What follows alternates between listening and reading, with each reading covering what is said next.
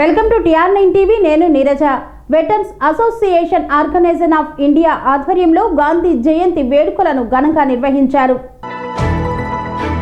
గాంధీ జయంతిని పురస్కరించుకొని హైదరాబాద్ నగరంలోని సికింద్రాబాద్ ప్రాంతంలో veteran association nation women's president Seema Soni ముఖ్య అతిథిగా పాల్గొని గాంధీ జయంతి ఉత్సవాలను ఘనంగా నిర్వహించారు. తెలంగాణ రాష్ట్ర ప్రెసిడెంట్ గిరీష్ బోధారి ఆధ్వర్యంలో మహిళల రక్షణ విషయంపై ప్రసంగించారు. దేశంలోని మహిళలపై రోజురోజుకు ఆగడాలు పెరిగిపోతున్నాయని ఆవేదన వ్యక్తం చేశారు. దీనిని అరికట్టడానికి ప్రతి ఒక్కరూ కృషి చేయాలని వారు కోరారు. అదేవిధంగా మాజీ సైనికుల వెల్ఫేర్ గురించి సమావేశం నిర్వహించారని అసోసియేషన్ బి వారు తెలియజేశారు. దీనిలో పెద్ద ఎత్తున కార్యవర్గ సభ్యులు హాజరయ్యారు. बाकी आपको हमारे नेशनल प्रेसिडेंट जी ने बता दिया है अपने स्टैंड सोनी सर ने कि हम यहाँ पे किस लिए हमारा जो मकसद है यहाँ पे मौजूद होने का वो क्या है। तो इसलिए मैं ज़्यादा आप लोग का समय नहीं लूँगी। मैं क्योंकि वुमेन विंग्स की प्रेसिडेंट हूँ, नेशनल प्रेसिडेंट हूँ, इसलिए मैं आपको थोड़े महिलाओं के बारे में कुछ बताना चाहती हूँ। मैं आपको एक पंक्ति पहले सुनाना चाहती हूँ। माना कि टूट कर गिर गई हूँ, माना कि टूट कर गिर गई हूँ, फूल हूँ कोई आवारा पत्ती नहीं, फूल हूँ कोई आवारा पत्ती नहीं, जो ठोकर मार दी हर कहीं। किसी की पूजा की थाली का शायद हिस्सा थी, किसी की पूजा का थाली का कभी हिस्सा थी, लेकिन आज दरिंदों के हाथों कुचली गई। माना अपमान से परी, माना अपमान मान से परी हुआ, शायद ज़िंदगी में कभी खुशी मिले या नहीं, इसी उम्मीद में जिया करती हूँ। समाज के तानों से मेरे कानों में खौफनाक शोर क्यों है, बेबस हूँ या फिर अकेली हूँ।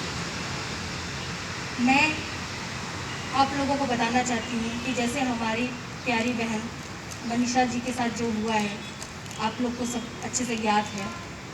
मैं नहीं चाहती कि आने वाले टाइम में जो उनके साथ हुआ है वो किसी भी माता पिता की बेटियों के साथ, बहनों के साथ या पत्नियों के साथ ये घटना दोबारा घटे। अगर ऐसा होता है तो हम सब का मकसद है कि हम उनके लिए आवाज़ उठाएं, उनका पूरा सहयोग करें, क्योंकि आप लोगों को पता ही होगा कि हमारे समाज में औरतों को वो सम्मान नहीं मिल पाता है जो पुरुषों को मिलता है। आज की जो नारी है वो किसी पुरुषों से कम नहीं है। हर जगह आप देखेंगे महिलाएं अपना बहुत अच्छे से कार्यभार संभाल रही हैं। हमारे यहाँ बहुत सी नारियाँ ऐसी हैं जो योग्यताएं तो रखती हैं, लेकिन बहुत सारे हालातों से मजबूर होकर घर में बैठी अपनी योग्यताओं का उपयोग नहीं कर पाती। तो मैं चाहती हूँ जितनी भी हमारी बहनें हैं, महिलाएं हैं, वो हमारे ऑर्गेनाइजेशन से जुड़े, वेटर्स एसोसिएशन से जुड़ करके उनकी जो भी समस्याएं हैं, जो भी वो करना चाहती हैं ज़िंदगी में, आगे बढ़ना चाहती हैं, हम सब उनके साथ हैं। तो अपनी समस्याओं को हमें अवगत कराएं ताकि हम उसका समाधान कर सकें और उनकी जो भी मजबूरियां हैं, जो भी उनके साथ दिक्कतें हैं, उनको अगर कोई शैक्षिक ट्रेनिंग चाहिए या किसी भी प्रकार की उनको अगर कुछ भी ट्रेनिंग चाहिए, कभी कोई ज़रूरत हो या किसी, तो उनको हम इतना ऐसा बना सकें ताकि वो कभी मजबूर और लाचार ना रहे, ताकि उन्हें हमेशा दूसरों पे आश्रित ना रहना पड़े। इतना उन्हें मजबूत बना दीजिए कि वो अपनी उड़ान खुद भर सकें, दूसरों पे आश्रित ना हो। क्योंकि हमारे यहाँ की जो महिलाएं हैं वो पतियों के दबाव में रह के बस घर की चार दीवारी के अंदर रह जाती हैं। तो मैं चाहती हूँ हमारी उन सभी महिलाओं से अनुरोध है, मेरी बहनों से अनुरोध है कि सब आगे आएँ और हमारी संस्था से, इस ऑर्गेनाइजेशन से, जो कि एक्स सर्विसमैन, पूर्व सैनिकों द्वारा बनाया गया जो संगठन है, इनकी में जो एक सर्विसमैन की जो फैमिली है या जो सर्विसमैन की फैमिली है, उनके वेलफेयर के लिए, जो कि बॉर्डर पे जो कि बॉर्डर पे रहते हैं और उनकी फैमिलियों को यहाँ काफ़ी दिक्कतें सहनी पड़ती हैं।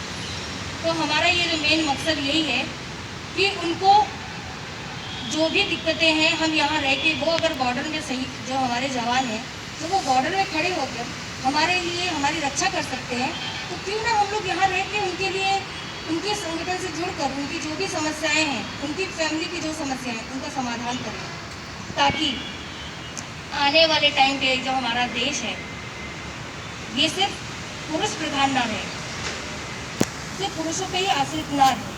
हमारी महिलाएं भी बहुत कुछ कर सकती हैं, बस उन्हें आप लोग एक बार मौका तो दे के दीजिए, मौका दीजिए, देखिए वो कैसे उड़ाने भरती हैं और उनमें जो योग्यताएं हैं वो कैसे दिखाती हैं।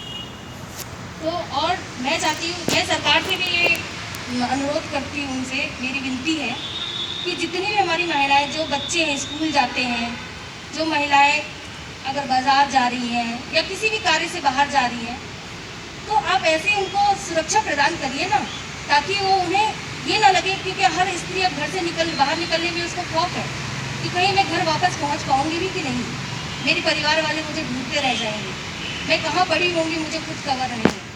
तो मैं उन सभी लोगों से, राज्य के सभी जितने भी हमारे राज्य हैं, उन सभी के जो मुख्यमंत्री जी हैं, जो मंत्री जी हैं, उन सबसे अनुरोध करती हूँ कि आप कहते तो हैं बेटी बचाओ, लेकिन यहाँ तो बेटियों का डेली शोषण हो रहा है। उनकी ज़िंदगी नहीं रह गई, दरिंदों के हाथों उनका जो शोषण हो रहा है, उसको रोकने के लिए सरकार को आगे बढ़ना चाहिए और उन्हें इन अपराधियों के लिए कड़ी से कड़ी दंड की व्यवस्था करनी चाहिए, ताकि दोबारा कोई भी व्यक्ति ये अपराध करने से पहले 100 बार सोचे। और महिलाओं को इतना योग्य बना दीजिए कि उन्हें सर झुका के नहीं, बल्कि सर उठा के चलने का मौका मिले। तो ये सब हमारे हाथ में नहीं, हम सब भारतवासियों के हाथ में है कि अपनी बहनों की, अपनी माताओं की, अपने बच्चों की, अपनी पत्नियों की रक्षा का जो दायित्व है वो हम पर तो है ही, लेकिन आप सब जितने समाज के लोग हैं, आप लोगों का भी उतना ही कर्तव्य बनता है जितना इस देश का बनता है। हर एक नागरिक का कर्तव्य है कि वो महिलाओं के लिए, महिलाओं को गलत नज़रों से ना देखें, बल्कि उन्हें सम्मान की नज़रों से देखें, ताकि उनका भी जो अस्तित्व है, जिसलिए वो इस दुनिया में प्रकट हुई, इसलिए आई, उनका जन्म हुआ है, वो सार्थक बन सके। बस मैं अपनी बातों को यहीं विराम देती हूँ और मैं सीमा सिंह जी से, जो हमारी यहाँ की तेलंगाना स्टेट के वाइस प्रेसिडेंट हैं, उनसे निवेदन करती हूँ कि वो भी अपने 2 शब्द बोलें।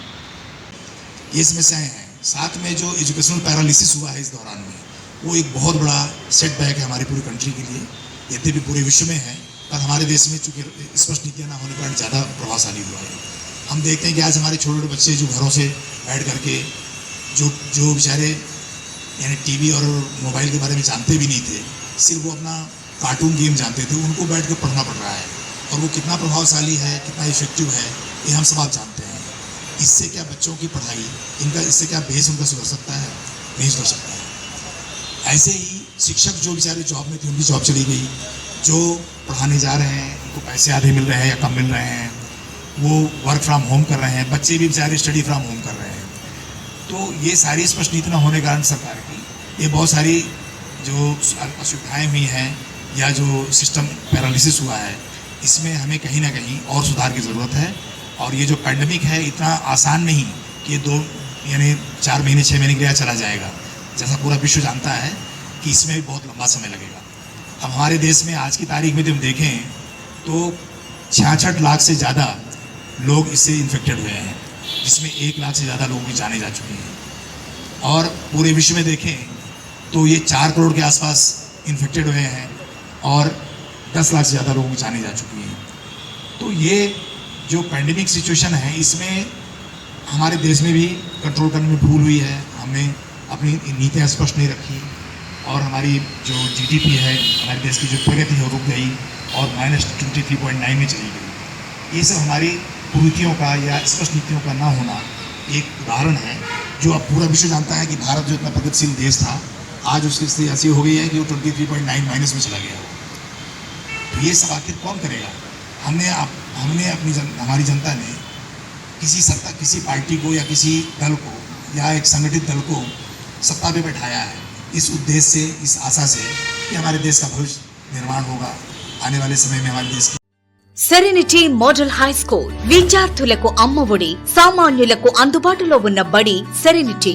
మేడ్చల్ జిల్లాలో మేటిగా నిలిచి సాటిలేని ఫలితాలను సాధిస్తున్న నంబర్ 1 స్కూల్ సెరెనిటీ. మా ప్రత్యేకతలు ప్రతి విద్యార్థి పట్ల వ్యక్తిగత శ్రద్ధ, activity based learning and digital classrooms, computer lab, 100% ఫలితాలు, sports and cultural activities, yoga, abacus మరియు Vedic maths education. Please visit Serenity Model High School, Nagaram. Admissions are in progress. Call 040-271-46899 and 040-271-48699.